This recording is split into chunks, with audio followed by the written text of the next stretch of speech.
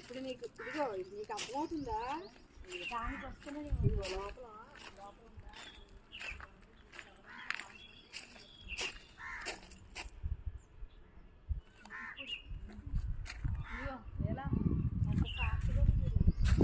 తీసావక్క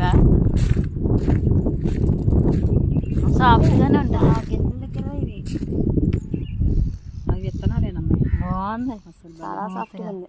ఆ విత్తనాలకే వచ్చిందా? చూడు వైట్ ఇది రాలిపోతే ఇది రాలిపోతే ఇదంతా విత్తనం కింద అలా ఉంటుంది. రాలిపోతానా? అందుకే ప్రతి కొమ్మకి ఉన్నాయి. అయితే అన్ని పూలన్నీ రాలిపోయినట్టున్నాయి, అయితే విత్తనాల కింద అయిపోయినట్టుంది. అయితే